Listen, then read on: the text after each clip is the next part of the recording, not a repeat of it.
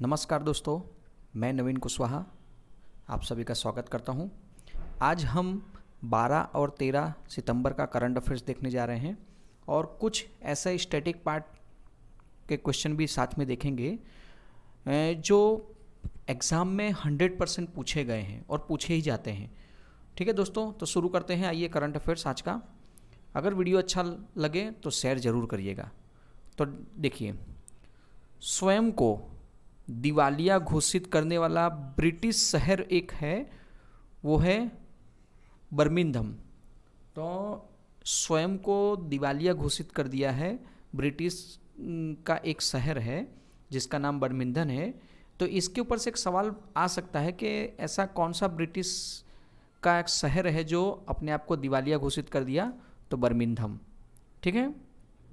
फिर next question है, समुद्री पर्यावरण में ड्रेजिंग गतिविधियों पर नज़र रखने के लिए मेरीन, ये नाम याद रखिएगा, मेरीन सैंड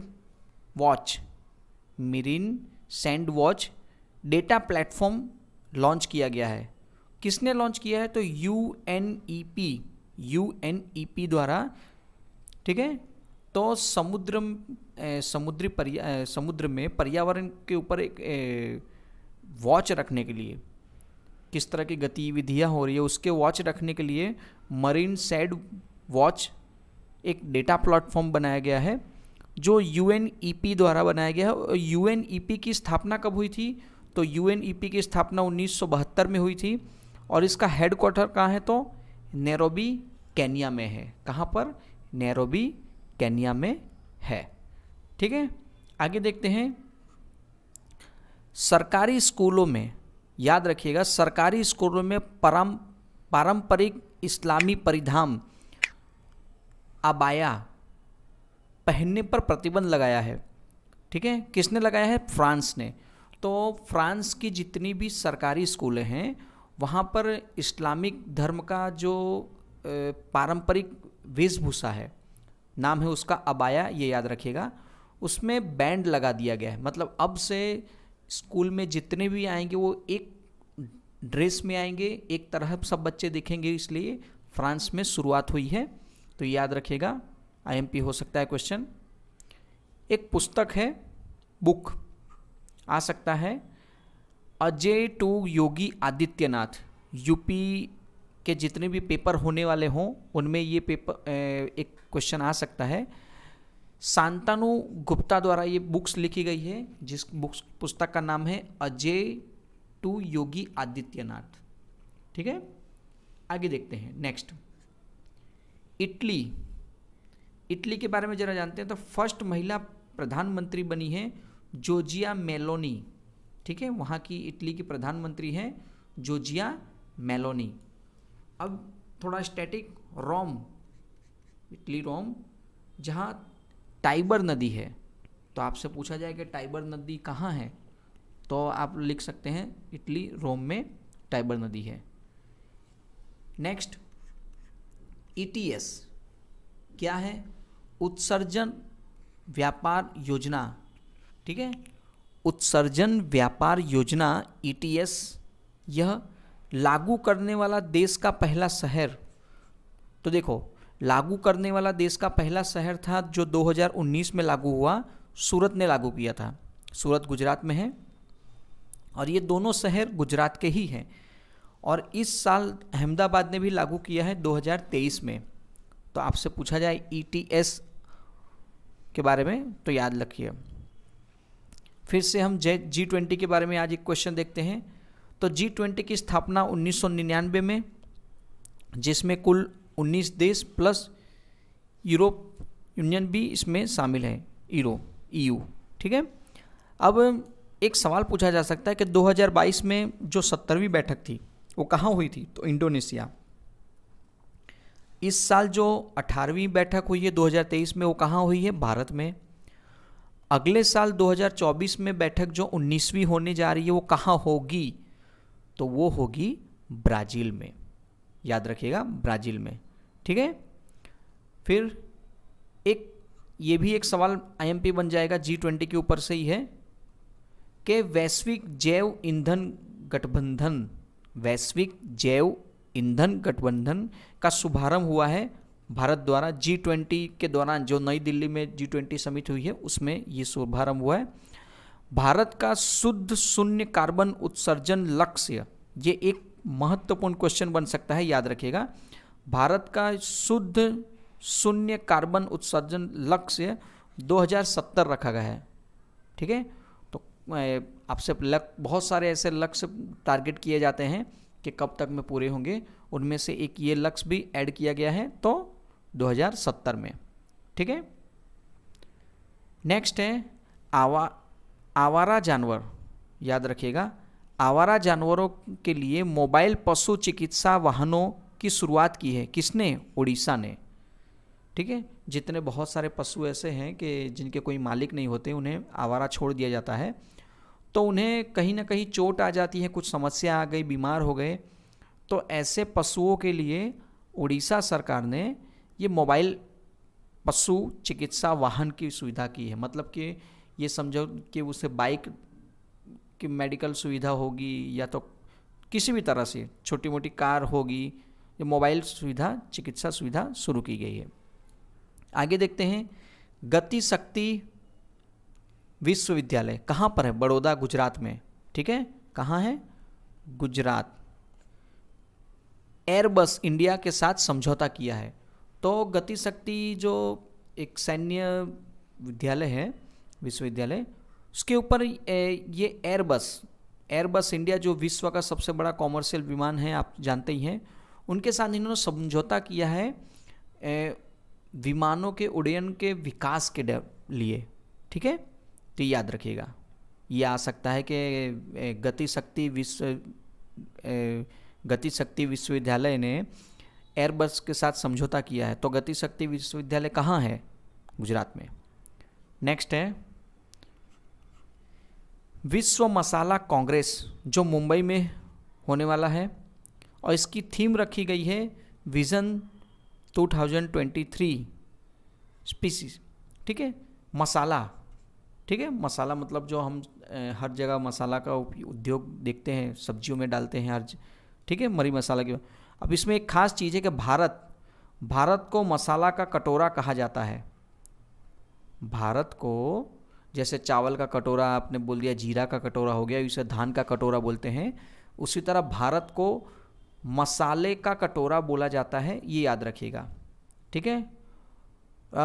एक स्टैटिक की तरह है लॉन्ग आइलैंड, लौंग, जो लौंग आता है मसालों में, लॉन्ग आइलैंड कहाँ है?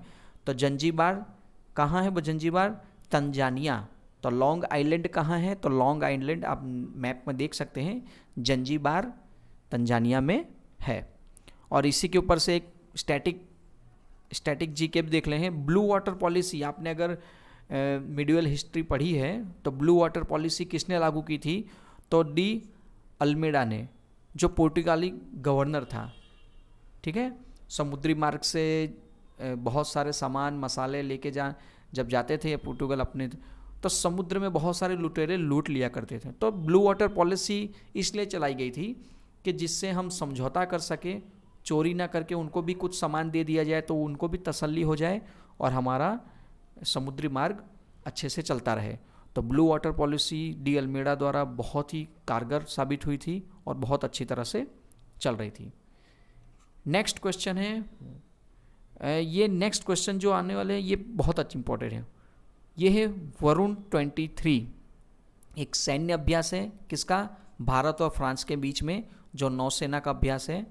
ये 2 चरण में होने वाला जा रहा है। एक चरण, पहला चरण है पश्चिम घाट में और दूसरा चरण है अरब सागर में। इस तरह 2 चरणों में अलग अलग ये आयोजित होने वाला है। और अन्य जितने भी सैन्य अभ्यास हैं, ठीक है, ये जितने भी अन्य सैन्य अभ्यास हैं उनके बारे में हमने थोड़ी डिटेल्स लिखी है। आप ध्यान दीजिए कि भारत के साथ में जितने भी सैन्य अभ्यास हो रहे हैं वो मित्र शक्ति भारत और श्रीलंका के बीच में है, संप्रीति ये भारत और बांग्लादेश के बीच में है, भारत और बोगो सागर ये 2, फिर एकथा, ये एकथा भारत और मालदीव, मतलब भारत के साथ में जो देशों के साथ हो रहा है उनका नाम दिया गया है भारत और मालदीव के साथ।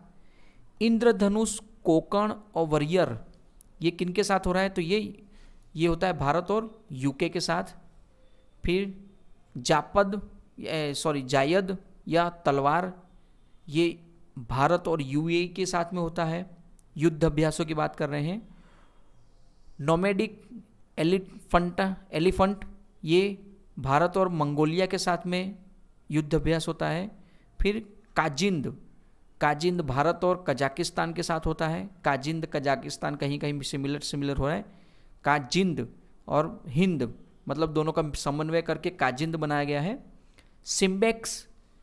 सिम्बेक्स भारत और सिंगापुर, ठीक है, याद रखिएगा। फिर गरुड़, वरुण, शक्ति ये 3 युद्ध अभ्यास होते हैं भारत और फ्रांस के साथ में, ठीक है। वरुण के बारे में आपको बता ही दिया है, 2 चरणों में होगा।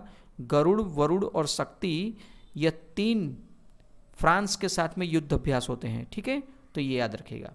तो जितने भी भारत के साथ में युद्ध अभ्यास होते हैं, अभी हमने इसमें अमेरिका वगैरह कुछ नहीं लिखा है जो मिक्स में होता है, लेकिन जितने भी भारत के साथ में खास हैं वो आपको बता दिया गया है, ये आप ध्यान रखिएगा।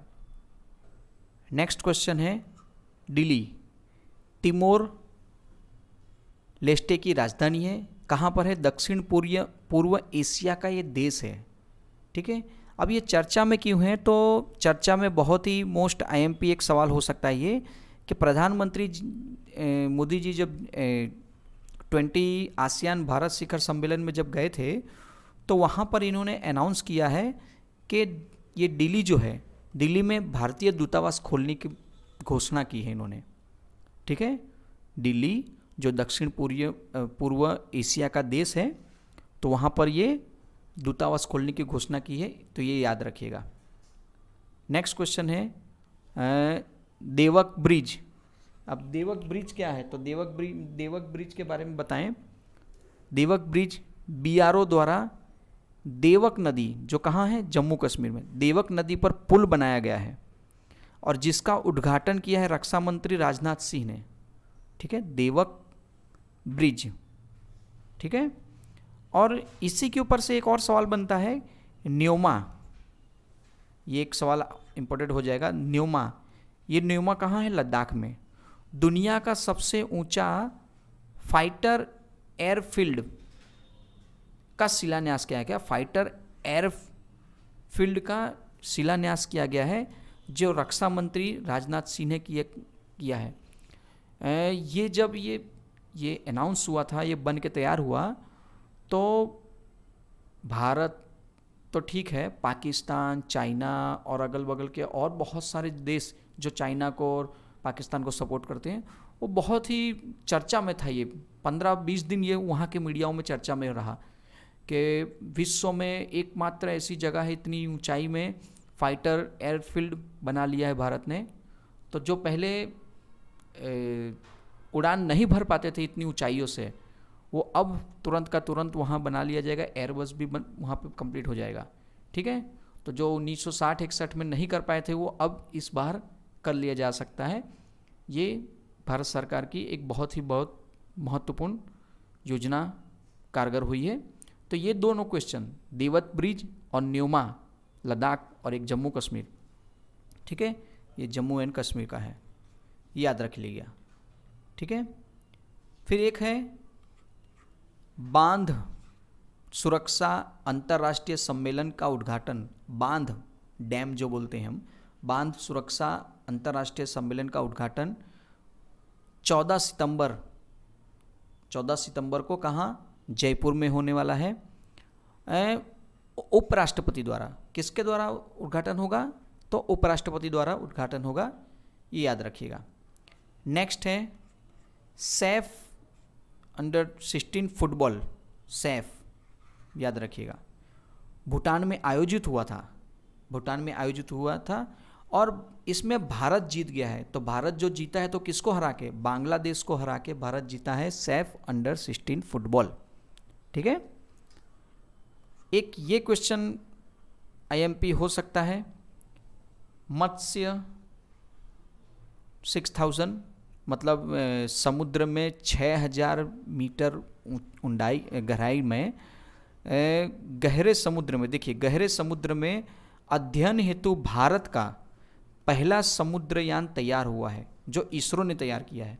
तो आपसे पूछा जाए कि मत्स्य 6000 मतलब 6000 क्या है, तो आप इसे बोल सकते हैं कि समुद्र में गहराई में अध्ययन करने हेतु भारत द्वारा पहला समुद्रयान तैयार किया गया है जो इसरो ने तैयार किया है। ठीक है दोस्तों, तो ये मत्स्य 6000। अगर वीडियो अच्छा लगा हो तो शेयर जरूर करिएगा। नमस्कार।